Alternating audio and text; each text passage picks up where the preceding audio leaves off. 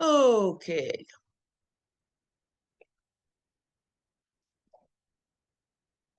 so this exam is going to be covering chapters 26 to 35. And you are like, oh my goodness, that's a lot of chapters. And what do I do? And how am I going to get that done? Right? Well, you have tools. You have Kahoots that I've given every week.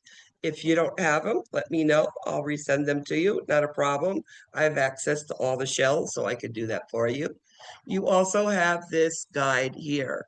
Um, I make this guide and I make actually the weekly PowerPoints that I just went through. And in those PowerPoints and in this guide, I infuse exam questions, SE questions, and of course, quiz questions in the PowerPoint. So those are your tools. Use them and you'll do well.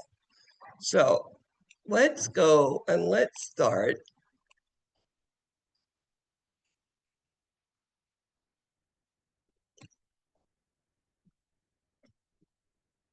Erickson again.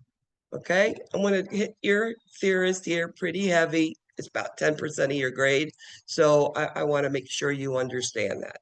So Erickson. Who is Erickson? He talks about how the child reacts to people around them according to the age that they are. An infant, all they know is to cry and to coo, right? And when they cry, it's because they want something.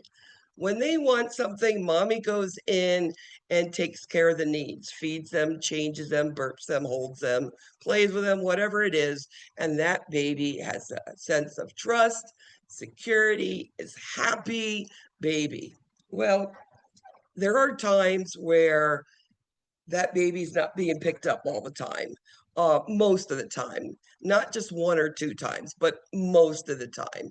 And this is it could be from a family that's with drug abuse, alcohol abuse, maybe a homeless. Something is something that's causing that person not to be picking that child up as much. So this is a baby who cries and cries and cries, and nobody comes. So they mistrust. They don't trust nobody. They are in mistrust. So trust, somebody's gonna get me, and I'm a happy, healthy baby. Mistrust, something's going on in that family, and I'm crying and nobody's taking care of me, and I'm not happy anymore. Now, toddlers, autonomy, automatically me, mine. That is what toddlers are. That means no sharing. That's I want it. So, what does Erickson say about people around automatically me, mine, I want it, right? Well, toddlers want to explore by themselves. They want to try to figure things out by themselves. They want to put their shoe on. They want to pull down their underwear. They want to anything. But what happens? The shame and doubt is the mother, the grandmother, who's that helicopter behind them going, be careful, don't do that. Come here, let me help you. I'll put that on. Oh, you're going to fall down. Oh, my goodness. That's the helicopter. And now they have, oh my, I don't know what to do here. I'm like, I shouldn't have done that, maybe, or maybe I could have. And that is the shame and the doubt. So autonomy, I want to do it myself. The shame and doubt, somebody else is trying to do it for me and they're not letting me. So now I feel, gee, can I really do that? Now, preschooler is more about initiative. They want to try to do things, but they don't always get it correct. And that's the guilt. School age, industry. Industry is my factory, my products, what I do well, what people compliment me on. Oh, I feel pride and accomplishment. I can't do everything well. So that's the inferiority. And then adolescence, identity versus role confusion or confusion. So, who am I and what am I going to be? Freud, anything sexual, right? Oral is a child. Why is it oral? They self soothe and they can decrease stress. That's why we put a sucrose water on a pacifier, put it in their mouth, and they suck on it and they relieve their stress. Where does everything go? In their mouth. They explore the world through their mouths. They take themselves, calm themselves down through their mouths. Now, toddlers are into the anal, and it's because bowel training, they can feel the bowel first. So the stool. So they start beginning potty training. So it starts with anal. When they get to preschooler, it's phallic. Now, phallic is all about boys like their moms and girls like their dads, and they try to dress up like each other and act like each other and perform their roles, and that is preschooler. Now, as I said, the one word, how do we figure it out with Freud, is latency and school age. Latency is just, I want to be my same sex peers. And again, that's sharing cultures and feelings, etc. And then you become an adolescent. Now you're starting to be attracted to same sex, opposite sex, whatever sex. But again, it's a genital stage. Kohlberg. You don't have to know pre-conventional, conventional. Those words you don't need to know. What you need to know is this. Toddlers don't have morality. They're the id. Everything's me, mine, I do. No sharing. That is a toddler. When we get to preschooler, they're more about, there is right and wrong and a consequence for each, right? But we call that punishment and reward, or reward and punishment. As we get older and we get into school age, remember, school age want to please. They're pleasers. And then adolescents, they know the rules of society, like stopping at a stop sign. As simple as that. Just whatever the rules are, you follow them. I put Fowler's stage in here, not that you need to know Fowler's in per se, but to know that as we're, with children and their spirituality, we need to allow them to put it into their daily activities as long as it doesn't hurt themselves or others, right? So I just have to know who I am. So it starts with, I need to know who I am, and then let them do whatever they need to do. Now, Piaget, I described it before, I'll describe it again to you. It starts out with a baby born and they start to breathe. That's the first thing they learn. The second thing, something goes in their mouth, a breast or a bottle, and they learn to suck, swallow, and breathe. Then they take the reflex palmar grasp, they grasp a rattle, and then it moves and it makes a noise. And you go, "Ooh, I like that." So you rattle it more. So we're primary, now we're secondary. Then we take that rattle, oop, it fell in the mouth. Ooh, I like that too. Then we throw it on the floor because mommy's going to come pick it up and bring it back to me. And that all start with taking a deep breath. That's how they build upon thinking, all right? That's infant and toddlers. As we get to preschoolers, we start to use like blocks as cars, a broom as a horsey, your arms out, you're flying, boom, an airplane all over the place. It's something that they're doing, but they don't understand any logic at all, but they're just playing with their things. When we get to school age, it's concrete. They do a lot now. They can look, see, touch, smell it, concrete. I touch it, feel it. I've seen it before, and they can replicate it. They can do it again. And then adolescents, they can figure anything out. There's some more things about those. You can look at it more. And let's go into play. Play is important.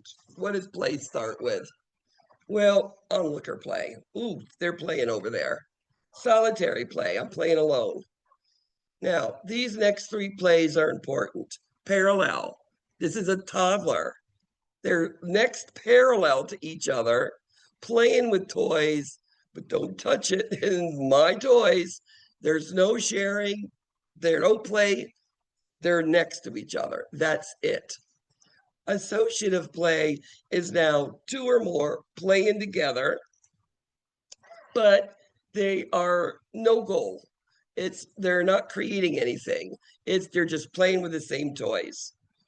Cooperative play, two or more children playing together and they're working towards something to create something, whether it's a house or a sandcastle or a train track, whatever it is, cooperative, there is a goal. It could be a board game, could be as simple as checkers. Cultural differences. Know that cultural differences are going to occur. You don't have to know everybody's culture, do you? I don't. I'll never pretend to. And I ask questions all the time. When you have somebody of a different culture, it is not wrong to ask them, is there anything specific to you that you need with, your culture, your religion, something I need to respect? Because I don't know. And I want you to know that that parent, and even if it's an older child, will be very respectful of you because you asked. You wanted to know. I mean, it could be as simple as a diet. Some of these cultures are vegetarians. So if you never asked and you didn't know, what if your meal tray came up with a big old hamburger on it? That would be something that that parent would look at and say, I don't get it, I'm vegetarian, but nobody asked. So it's better to think of those things. One of the things about spiritual care too, remember, older children, teenagers can talk to you and tell you what they need also. Assessing a child. First of all, do nothing, get on the same level, get down. Do not be over them. You're going to be scaring them. So get below them and then do something to elicit a response, whether it's playing with a toy or telling them they've got beautiful eyelashes or big blue eyes or a Spider-Man t-shirt or open a relationship. On the younger kid, when you have an infant, or if you have a young child sitting on a parent's lap and they're quiet, they're calm, they're happy, this is the time when you're going to listen to breath sounds and you're going to listen to heart sounds because they're quiet and you can hear it better. One of the things that we have to always be considerate of, and as we're doing our assessments, is always worry about abuse. Because remember, once that child is there in your care, they're your responsibility to keep safe. Now, there's different ways of abuse. It could be that, physical, mental, etc., which that would be the difference of the story and the injury. But there's also something called mush housing syndrome. Mush housing syndrome is something that happens where the caregiver wants to hurt the child, keep them sick. They like that always the attention from other people doing things for the child. This is a person who might take toilet water and inject it in the IV or bring in food that's contaminated.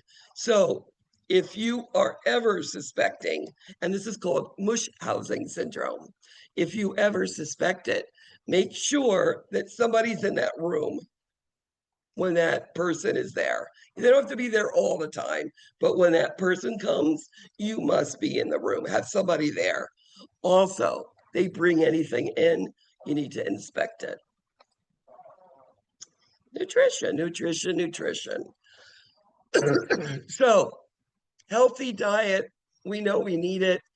We know that if we're not feeding a child, they're not going to grow, and cognitively, they're not going to be where they need to be. So, basic weight and heights that you need to know. Infants must double their birth weight by 6 months. It doesn't mean a pound up or down, but a little bit different, that's fine. But let's say you had a child born at 7 pounds. It's 6 months and they only weigh 10 pounds. That is a problem. 4 pounds is a lot of difference. And then how would you start this, figuring out this detective story? Why didn't this child gain weight? You start with 24-hour diary. What did the child eat yesterday? I mean, these are simple things that we can do. Infants should double at 6 months, triple by 1 year. Okay. Now, in adolescence, now you don't need to know how to figure out a BMI. So breathe on that one. What you need to know is what a BMI means when it's at certain percentages. So an 85 percentile means that your child is overweight. If you're 95%, you're obese. So again, how do we start with monitoring nutrition and making changes? Oh, we need a food diary. Developmental assessments, we do these for many reasons. Are they getting enough nutrition? And cognitively, are they where they should be? Or do we need to institute early intervention? Speech, physical, occupational therapy. Looking at heart sounds. Now, you don't need to know where all of the little second intercostal space, no, but what you need to know about children is infants can have a heart rate of 110 to 160. They say that is their, first year of life, 110 to 160. It's a good number. Neonates, 140 to 160. That's the first 28 days of life. But knowing that also, again, a sleeping baby is the one way that you're going to be able to even listen. And you'll be able to hear murmurs. They're loud. Washing machine. We're going to get that in week 5, where we talk about cardiacs and different sounds. Assessing breath sounds. We talked about this. Listening to the upper airway, and there's rhonchi in there. And if the rhonchi is there and they can't blow their nose, then how is that going to sound in their lung fields? Well, if we can get them to clear it or suction their nose, we're going to get a better understanding of their vesicular breath sounds. But normally kids, they don't blow their nose. They're always full of mucus and there's always noise. And that always, many times nurses will say, oh, we've got rhonchi, scattered rhonchi. And it's just that bronchial, it's the upper airway. The lungs, breath sounds are clear. Car seats. Car seats, we need to be in a car seat, rear facing, rear seat, first 2 years of life. Harness straps should fit snugly.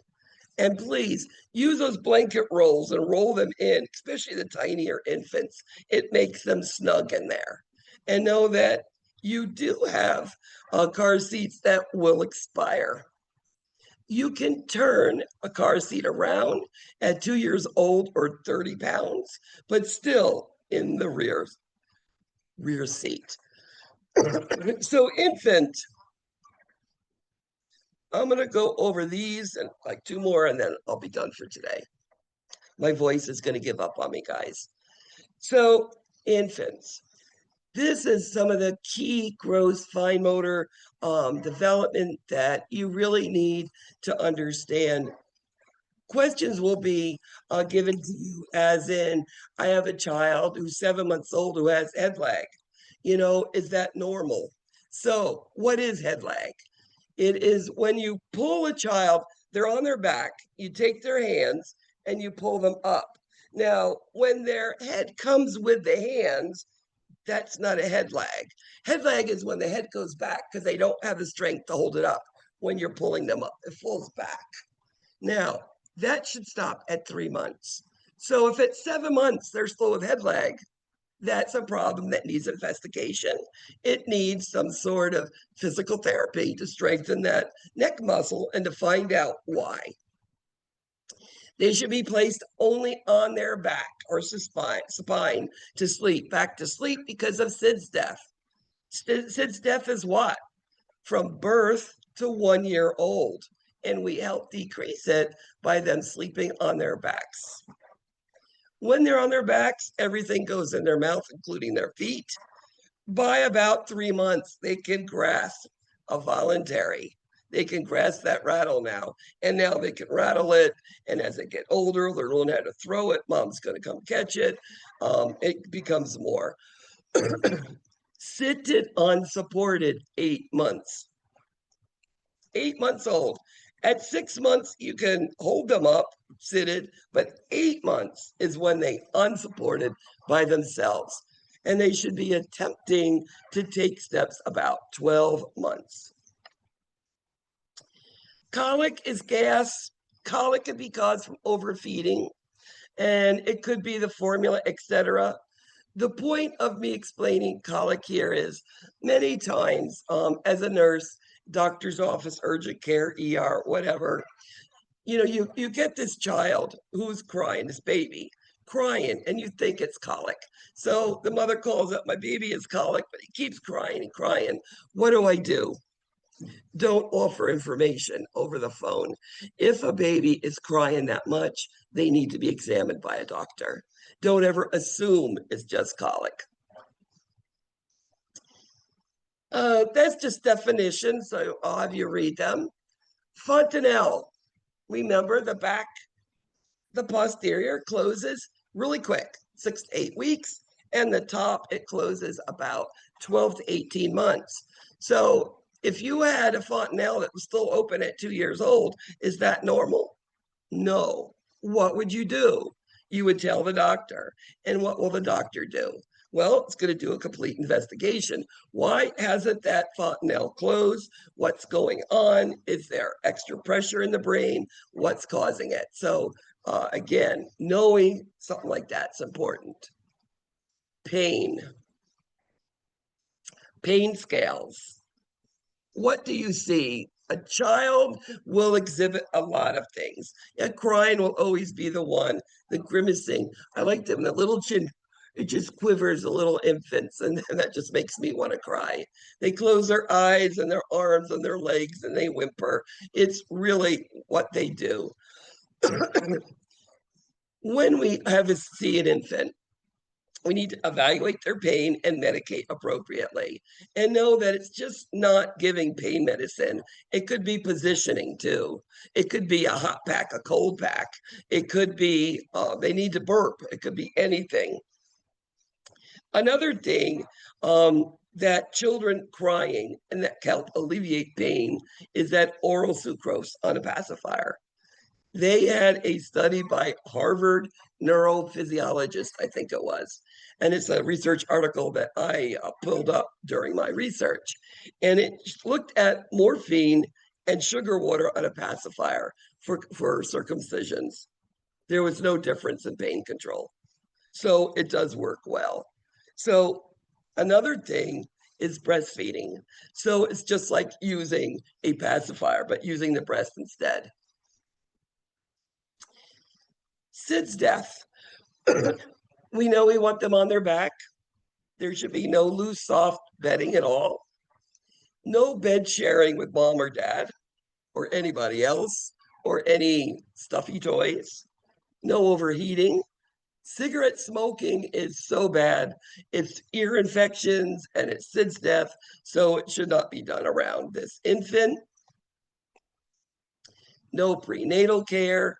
Premature babies, male infants are more susceptible than female. And we encourage breastfeeding because there's decreased incidence of SIDS death. Reflexes, parachutes, when your arms come up, when you're turned around to fall down. This starts about 6 to 9 months old, and you never lose it. When you go to fall, what happens? Your hand comes up. It's that parachute reflex. Nutrition. nutrition. Breastfeed is the most recommended of all, and it should be for the first 6 months of life.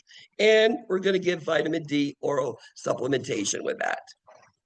If they're going to be on formula, and not everybody can breastfeed. I mean, it'd be nice if they could for the first year of life, but that's not reality. It always cannot be done.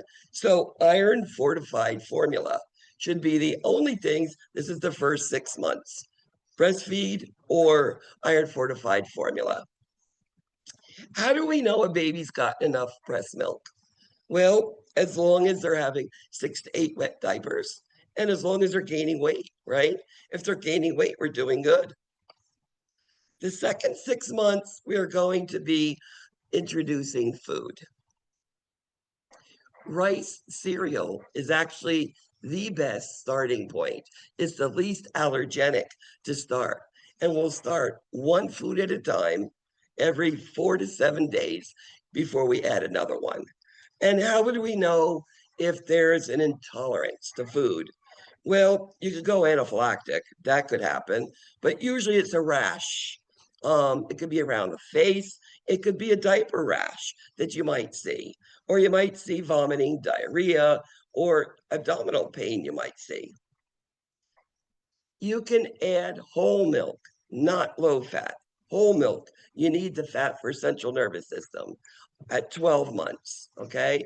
And you could give soy-based yogurt about 6 months at this time for any dairy if you want to switch it there. Also, we have honey that we can add, and that should not be till at least 1 year old. Vaccines. These are given at birth. The first one, hepatitis B, usually at the hospital. And then we start giving all of these other ones. What do you need to know about giving vaccines? Well, number one, parents are very concerned usually about the pain about it, right? Because sometimes you're getting 3 different immunizations. So a topical anesthetic can be used, and that can help. The other one you need to know is influenza. You don't give that till 6 months old. And this is your whole big list in your book. You could refer back to that.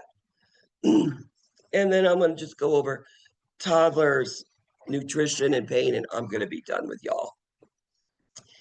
So toddlers, we've gone from this infant who's been eating and drinking and, oh, it's just so good. Oh, he drinks so well, eats so good. They become toddlers and they stop to eat and they become picky.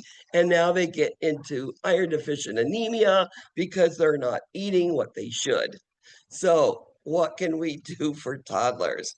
Well, we need to make sure that they get enough of the food groups for nutrition. 1 tablespoon is all they need per year of life of food. That's all they need to really eat. So it's not that much. We just want them to eat as much as they did as their infants because they ate a lot back then. Know that when we're feeding nutrition to these children, know that whole milk or soy can give you calcium, potassium, vitamin D, right? We have to figure out other ways to get nutrition in this child. If we're giving vegetables, giving roasted ones, not fried, because that's now giving you vitamins and fiber for bulk. Also, you can offer food as a reward. All right, you want some macaroni and cheese, or you want a chicken nugget? All right, after you eat this, you can have it. And because they're not getting as much food, meats, eggs, green vegetables are a really, really good source of iron if we can get it into them. When we're working with a toddler, these are your most sensitive, all of them. I like toddlers. They're hard to work with. You've got to gain their trust, and it's difficult. So always get down on their level, on their developmental level too, and it's from least to most intrusive. It is never, ever head to toe. And you're going to use play in order to touch this child. So is your heart here? Can I listen to it? And you make them chuckle. Say, all right, where is my heart? And again, this is play. This is not threatening, and they will do what they need to do. And then the last thing I'm doing is toddlers in pain. Know that toddlers that don't feel good, you're going to know it. They're not going to eat. They're not going to drink. They're not going to play. They're going to sit in the corner. They're going to suck their thumb. They're going to regress. This is just what they do because they hurt. They don't feel good. So from 0 to 3, it's a flax scale. It's the faces, legs, activity, crying, and consolability. And there's a scale that we use, and it works well. It also can be used for non-verbal, any age, child, adult, okay? And remember, when we are addressing pain, it's not just finding they have pain, it's medicating in a proper quantity, not giving half doses or anything, because we need to give them what they deserve to get and supplement if they need acetaminophen or ibuprofen. Also, distraction. I mean, infants, put music on, put that little toy, little flashy lights and stuff. This is going to have them looking somewhere else. It helps. Maybe repositioning. I used to play music all night long in the newborn ICU and the cardiac ICU. And those children used to sleep so well because of the music. So it does work. Also know, with especially toddlers that are now aware, try to do the least painful administration of pain medicine. If you have an IV, stick it in the IV, right? And if you don't have that, give it the way that it's least, too much in the, pain on them. And if we're going to have to give a shot, use topical anesthetics. And that's all I'm doing for today. My voice is gone, and you now have yourself a little of the first, your toddlers, and you have your infants as a review. Any questions?